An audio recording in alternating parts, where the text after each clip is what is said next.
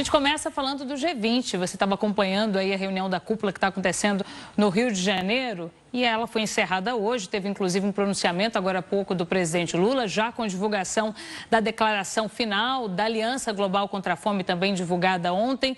E hoje algumas reuniões bilaterais acontecendo na parte da tarde, mas o encontro em si já foi encerrado. Ontem o assunto principal do encontro, o Brasil, por ser o líder atual, ele pode escolher os assuntos que vão ser discutidos que seriam discutidos ao longo da cúpula desse ano. E aí os assuntos discutidos foram o combate à pobreza e à fome, as mudanças climáticas e a governança global. Ontem, o assunto principal, você acompanhou, foi justamente o combate à fome e à pobreza, uma bandeira aí já carregada pelo presidente Lula desde outros mandatos. E hoje, os assuntos a serem discutidos, mudanças climáticas e governança global. São assuntos diferentes, mas que conversam muito entre si, eles estão intimamente ligados. A gente vai conversar sobre isso com Carlos Bocuí, que é presidente do PROAN, o Instituto Brasileiro de Proteção Ambiental. Carlos, muito boa tarde para você. Antes de tudo, muito obrigada pela participação. Eu que agradeço, Renata. Boa tarde. Ótima tarde. Quero começar te perguntando justamente sobre esse ponto.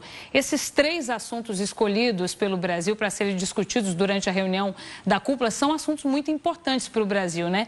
E que conversam entre si, né? Quando a gente fala de mudanças climáticas, a gente também está falando de combate à pobreza, de combate à fome, também está falando de governança global. Queria que você explicasse essa relação para a gente.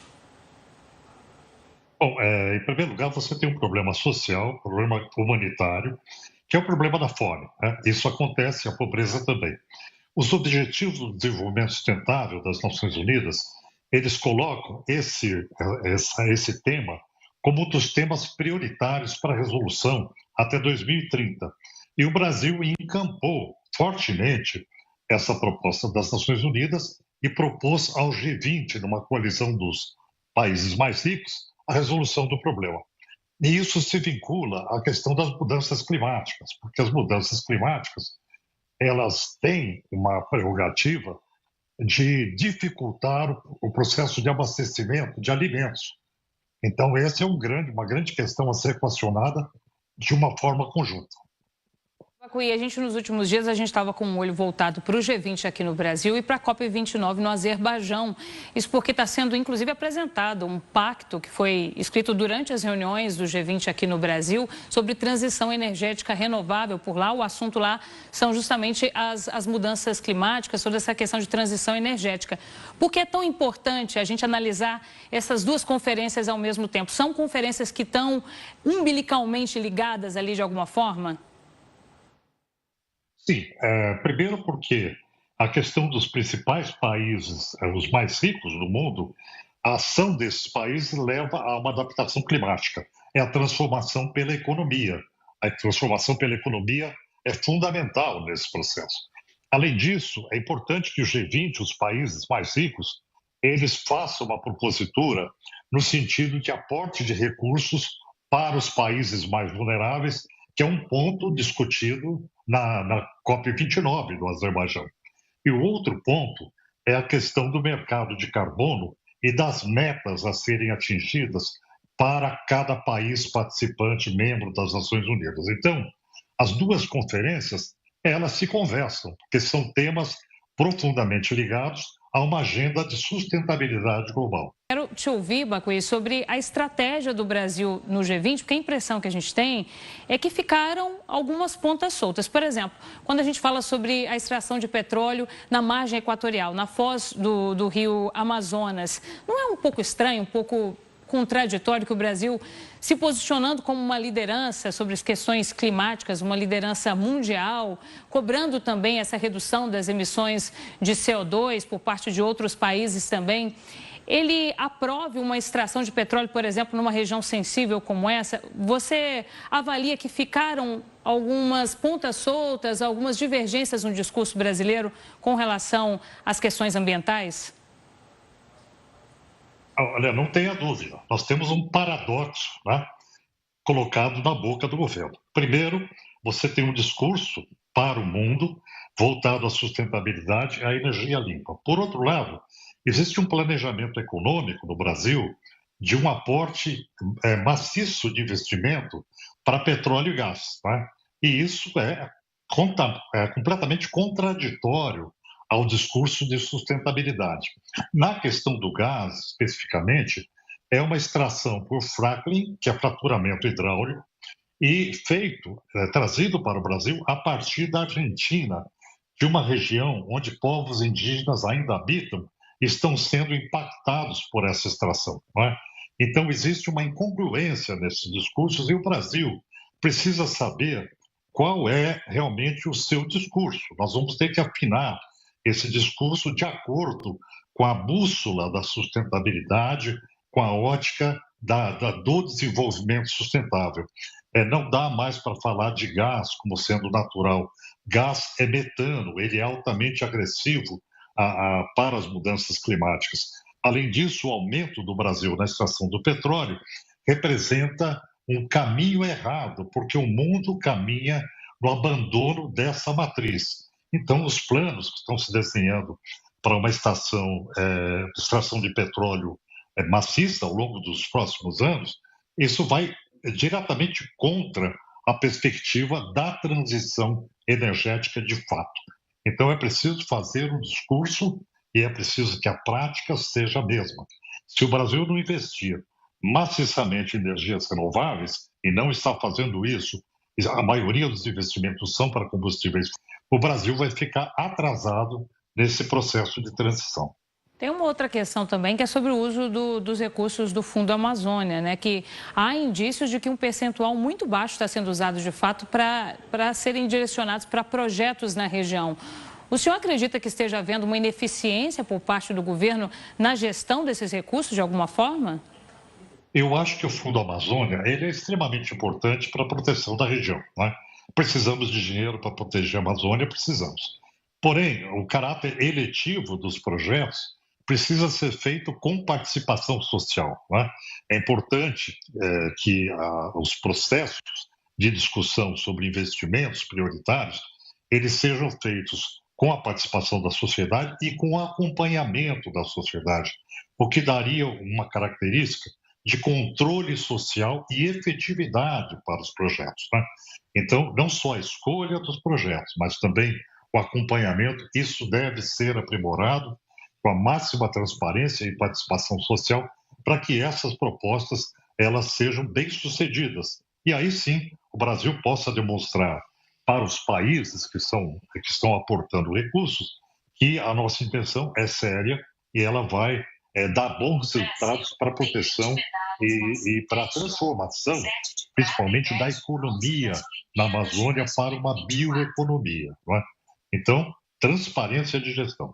Bacui, você está falando sobre o Fundo Amazônia e eu quero falar com você sobre esse anúncio desse aporte por parte do presidente dos Estados Unidos, Joe Biden, de 50 milhões de dólares justamente para o Fundo Amazônia. É um dinheiro que viria no ano que vem, quando o presidente Donald Trump já vai ter assumido.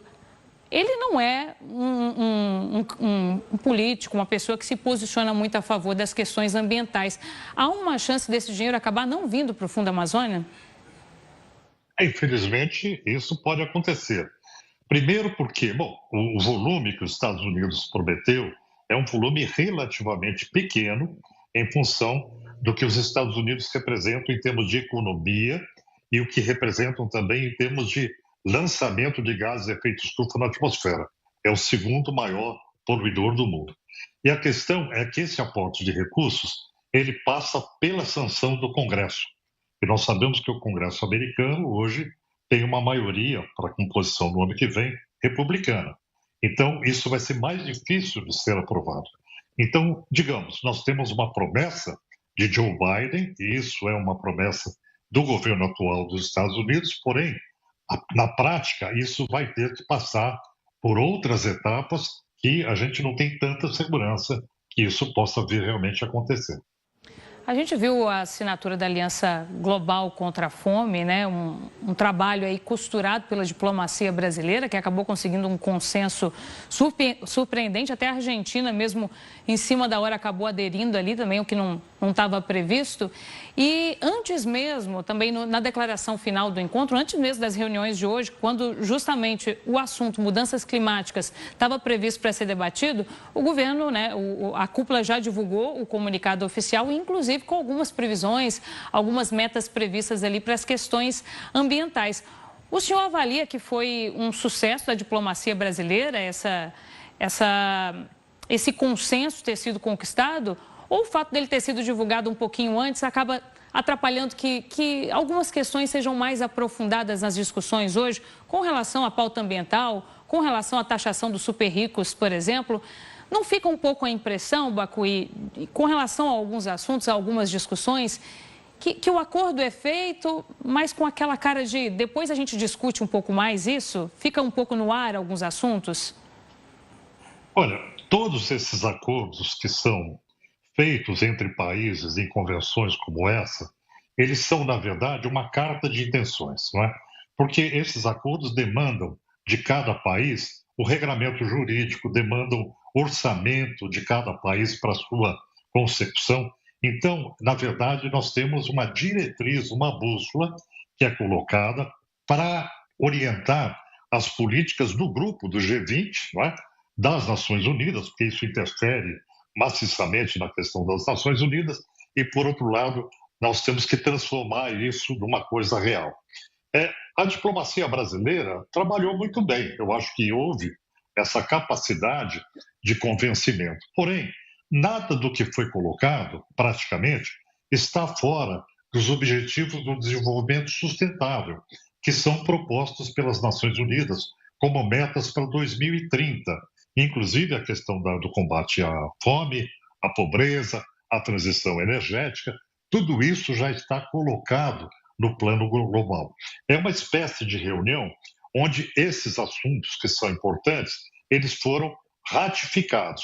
A grande questão que está desestabilizando essa discussão é a falta de paz, né? É a existência do conflito entre Israel, Gaza, agora com o Líbano, o Irã entrando no processo, a questão da Ucrânia, que vem se complicando com a entrada da Coreia do Norte e o uso de mísseis de longa distância dos Estados Unidos. Quer dizer, nós temos situações de desequilíbrio geopolítico que acabam implicando nos acordos multilaterais que são feitos. Quer dizer, a perda de estabilidade global tira o foco das grandes questões que seriam as políticas públicas prioritárias para o mundo, né?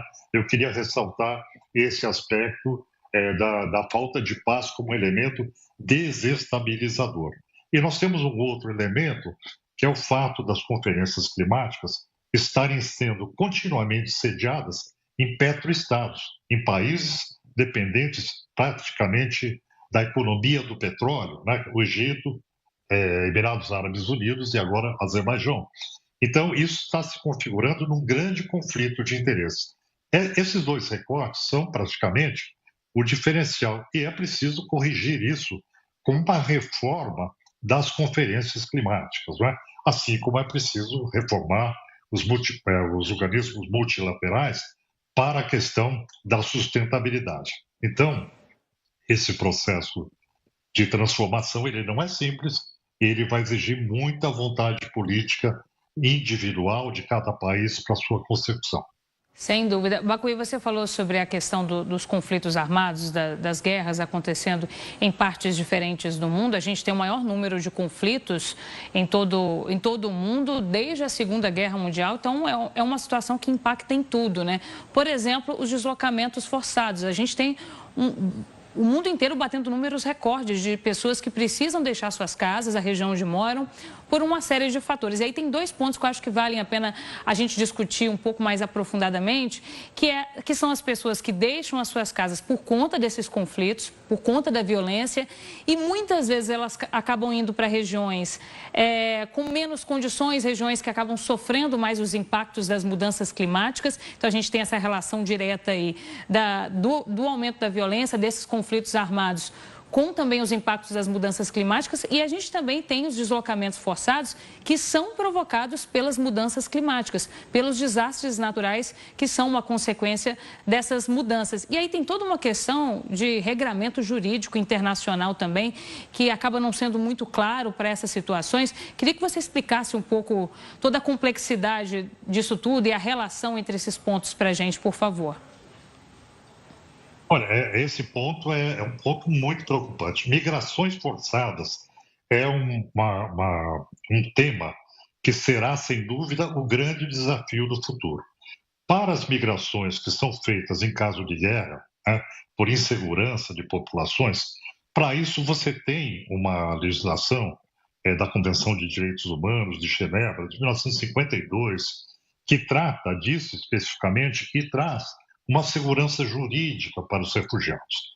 De outro lado, você tem os refugiados climáticos, que foram 200 milhões nos últimos 10 anos, e para isso não há regramento, as Nações Unidas ainda não estabeleceram regramento jurídico para dar cobertura para essas populações. Então, a questão que se coloca hoje é avançar no regramento internacional para conseguir segurança jurídica para essas populações. Além disso, uma política global, né, de reassentamento para populações que são obrigadas a se deslocarem, de forma que elas tenham o conforto necessário, quer dizer, o direito humano que lhes assiste, né, o direito à qualidade de vida, e, por outro lado, elas não vão para regiões onde irão sobrecarregar os sistemas de saúde, os sistemas de empregabilidade, ou seja, você tem que ter um regramento para prevenir esses deslocamentos, né? Então, isso realmente é um desafio. Nós estamos trabalhando com uma carta em branco, ela vem sendo escrita de acordo com a necessidade. E antecipar um regramento das Nações Unidas para isso seria uma ótima decisão, porque ela, pelo menos, pavimentaria esse caminho para políticas públicas necessárias. Bacuí, e uma coisa puxa a outra, né? Os desafios vão ficando sempre maiores, né? A gente tem o aumento da pobreza, o aumento da fome, esse aumento do deslocamento forçado das pessoas que precisam deixar suas casas, inclusive por conta das mudanças climáticas, e ao mesmo tempo em que a gente está falando de um combate à fome, de propor soluções nesse sentido, a gente também tem justamente um impacto dessas mudanças climáticas numa possível crise de abastecimento, numa possível inflação do preço dos alimentos.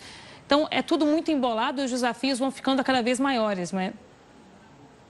Então, esse é um ponto muito importante a considerar, porque se por um lado você já tem um estágio de desequilíbrio onde existe fome, né, e pobreza, por outro lado, isso depende claramente das condições naturais. Os processos de desertificação que vem ocorrendo, por exemplo, no sul do deserto do Saara, na África, no Nordeste brasileiro, aqui para nós, né? Os riscos de desertização do Centro-Oeste brasileiro também, que isso pode acontecer no futuro com alguma intensidade, tudo isso leva a uma quebra na produção de alimentos. Então, a grande equação que se coloca hoje é: o mundo vai caminhando para 10 bilhões de pessoas, né?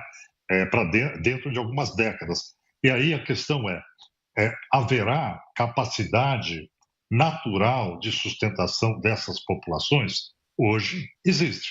Mas se você tiver um agravamento das condições climáticas, que levem à desertificação, à perda da segurança hídrica, não é? Aí haverá uma dificuldade para produção de alimentos para toda essa população. Então, quando nós falamos de pobreza e de combate à fome, nós temos que obrigatoriamente falar de pobreza irreversível, caso as condições naturais elas não sejam adequadas dentro de um curto espaço de tempo. Porque a meta de 1,5 grau, que era prevista no Acordo de Paris, para 2100, ela já está acontecendo praticamente hoje, né? Aí com 70 anos antes da data prevista. E a previsão é que nós podemos chegar a 3 graus. Isso alterará substancialmente a questão de produção de alimentos. Então, tratar de pobreza, tratar de fome, tratar de segurança alimentar, segurança hídrica são um tema só para um país que tenha uma perspectiva de ser um país com sustentabilidade. A gente está falando aqui de metas, a gente ouviu o presidente Lula falando, né, sobre as resoluções de uma redução das emissões de CO2 para 2030, erradicar o desmatamento até 2030. São metas críveis? E se sim, o que a gente tem que fazer? Eu já deveria estar fazendo para conseguir atingir uma meta dessa, porque 2030 está logo ali, né? Olha, desmatamento é uma questão de fiscalização, é uma questão de empenho, não só da fiscalização integrada entre estados, Polícia Federal, IBAMA, municípios, mas também com a participação do judiciário para penalização, porque aquele que provoca o dano ambiental, ele tem o dever de recompor o dano ambiental. Então, essa perspectiva de aquele que desmatou ficar impune tem que acabar, né? Nós temos que trabalhar de uma forma que o processo de fiscalização e da recuperação ambiental seja um processo único, que ele ande junto. Com relação à meta de emissão de gases de efeito estufa, o Brasil trocou um pouquinho as bolas, porque o Brasil fez uma promessa agora baseado na base de emissões de 2005.